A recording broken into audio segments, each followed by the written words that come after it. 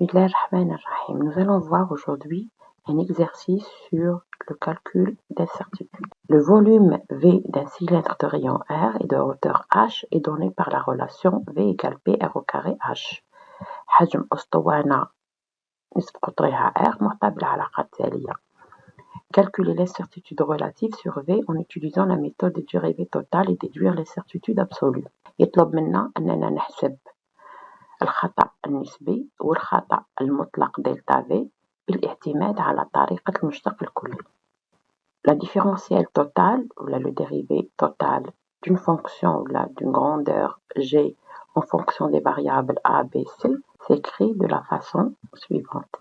dg égale dg sur dA dA plus dg sur dB dB plus dg sur dC, sachant que dg sur dA c'est le dérivé partiel, المشتق الجزئي. Si je remplace le d par delta, je vais obtenir une autre relation, c'est celle de l'incertitude absolue الخطأ المطلق.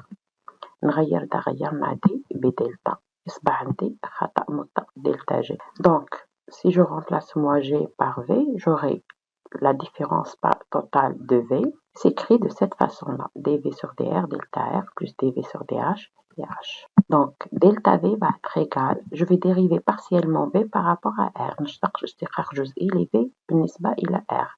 Je vais considérer que H est constant. كل من P و H ثوابت. تصبح عندي P مشتق R مربع هو 2R. H delta R. plus maintenant نعتبر R هو الثابت ونشتق جزئيا بالنسبة ل H. Donc qu'est-ce que je vais obtenir? Pi R au carré. Donc maintenant on va faire une application numérique. L'erreur absolue delta V égale 2, 3,14. Le R c'est 2 et le H c'est 5 et delta R ce sera 0, 1. Comment on sait que delta R égale 0,1 et R égale 2? C'est tout simplement parce que, en général, on écrit une grandeur mesurée. Alors, on écrit la valeur de R, qui est ici 2, d'accord? On l'appelle des fois R mesuré, plus ou moins delta R. Donc, puisqu'il y a ici plus ou moins, je vais déduire donc que la valeur de R c'est 2 et la valeur de delta R c'est 0,1.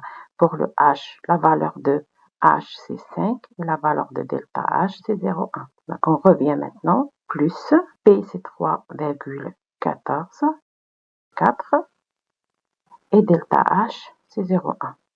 Delta V égale 7,54 centimètres cubes.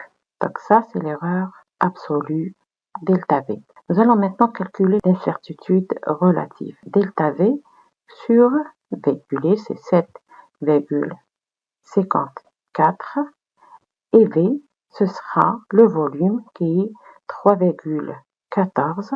R au carré, c'est 4 et H, c'est 5. Donc 7,54 et le volume 62,8. Et nous allons obtenir 0,1. Et l'incertitude relative,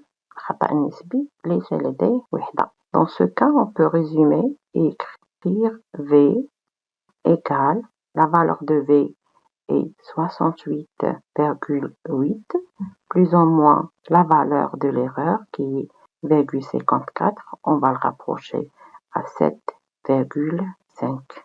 Et l'unité ici, c'est le centimètre